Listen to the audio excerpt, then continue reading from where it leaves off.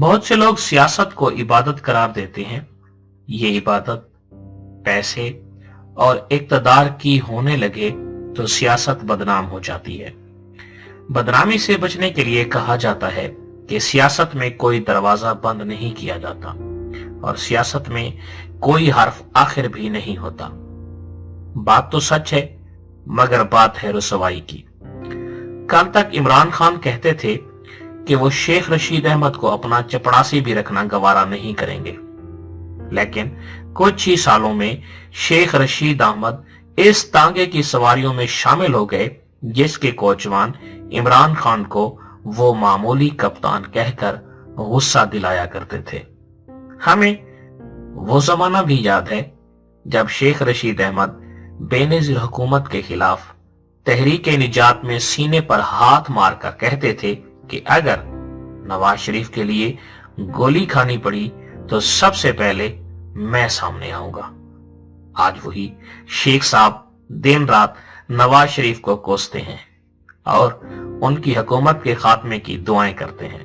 नवाज शरीफ सिर्फ चंद साल पहले तक मौलाना फजलुर रहमान को इंतहाई मशकूक आदमी समझते थे और मौलाना साहब को भी ये शक था कि एक कालम निगार ने उन्हें मौलाना डीजल का खिताब नवाज शरीफ के उकसाने पर दिया है।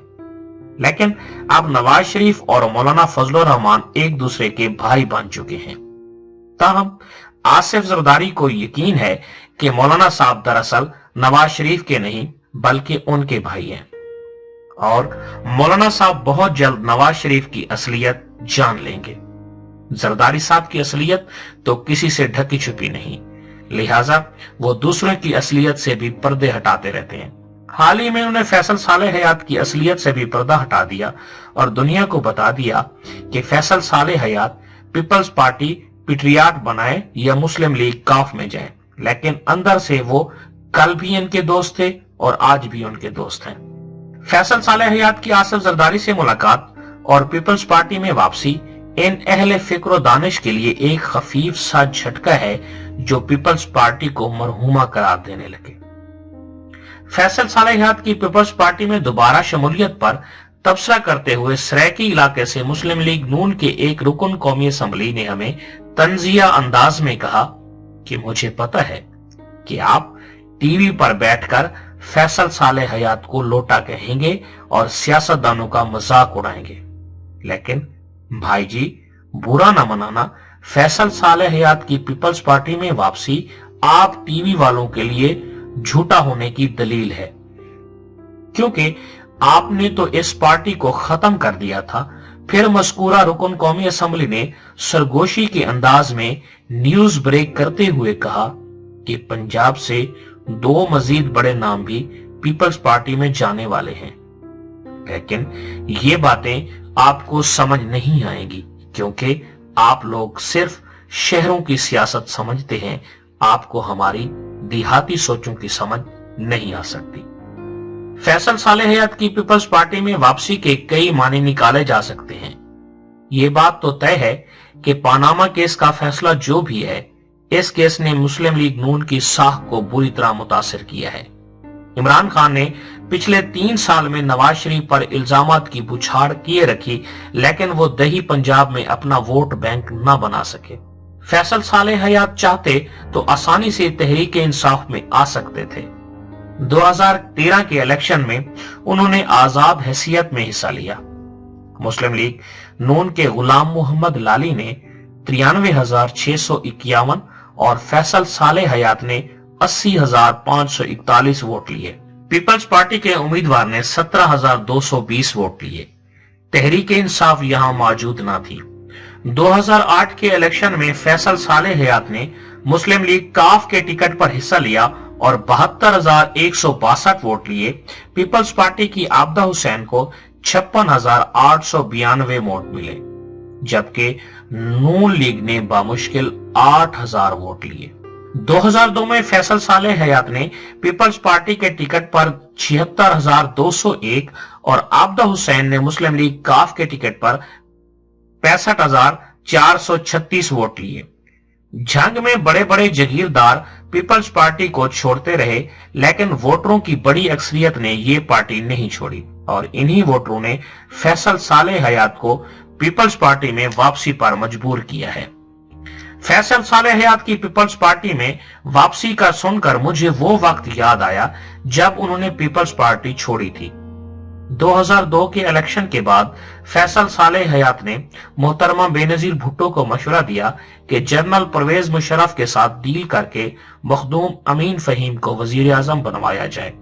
दूसरी तरफ सदर आसिफ अली जरदारी अडियाला जेल में बैठकर नवाबजादा नसरुल्लाह खान के जरिए अपने दोस्त मौलाना फजलुर रहमान को वजीर आजम बनवाना चाहते थे।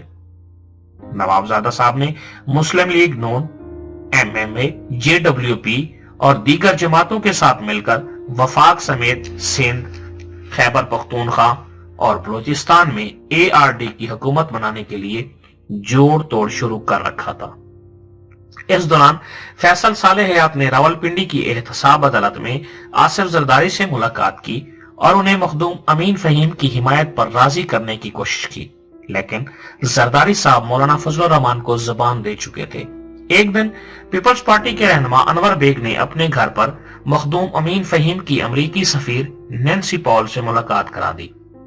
इस मुलाकात के बाद मोहतरमा बेनजीर भुट्टो पर दबाव आ गया कि वो मौलाना फजलुर रहमान की हिमायत से दस्तबरदार हो जाएं। तब तक देर हो चुकी थी। फैसल सालेह हयात और इनके साथियों ने मीर जफरुल्लाह जमाली को वजीर आजम बनवाने के लिए परवेज मुशर्रफ से डील कर ली। फैसल सालेह हयात की बगावत की खबर सबसे पहले मैंने जियो न्यूज पर ब्रेक की तो मोहतरमा बेनजीर भुट्टो ने मुझे फोन पर कहा, आपकी खबर गलत है। मैंने मोहतरमा से कहा कि मैं फैसल सालेह हयात के घर पर मौजूद हूं और वो ड्राइंग रूम में आपके 1 दर्जन से ज्यादा MNA मौजूद हैं, जो प्रेस कॉन्फ्रेंस करके जमाली साहब की हिमायत का ऐलान कर देंगे। मोहतरमा ने ओ माय गॉड कहकर फोन बंद कर दिया। फिर फैसल सालेह हयात वजीर दाखिला बन गए। बहुत कम लोग जानते हैं कि वजीर दाखिला बनकर वो खामोशी से अपने दोस्त आसिफ अली जरदारी की कुछ न कुछ मदद करते रहते थे, यहां तक कि ख्वाजा आसिफ के कहने पर सैफुर रहमान को पाकिस्तान से जाने की इजाजत भी दे डाली। हालांकि इसी सैफुर रहमान ने फैसल सालेह हयात पर वो मुकदमात बनाए थे जिनके बारे में नवाज शरीफ ने इतराफ किया कि ये मुकदमात किसी के कहने पर बनाए गए थे। 2007 में मोहतरमा बेनजीर भुट्टो ने जनरल मुशर्रफ के साथ NRO किया तो फैसल सालेह हयात हंसा करते थे। अगर मोहतरमा जिंदा रहती तो फैसल सालेह हयात बहुत पहले पीपल्स पार्टी में वापस आ जाते। उन्होंने वापसी में बहुत देर लगा दी क्योंकि वो चाहते थे कि लोग वो सब कुछ भूल जाएं जो वो आसिफ जरदारी और अनवर मजीद की मुबैना करप्शन के बारे में कहा करते थे। पहले वो जरदारी की करप्शन के खिलाफ सियासत कर रहे थे, अब वो नवाज शरीफ की करप्शन के खिलाफ सियासत करेंगे।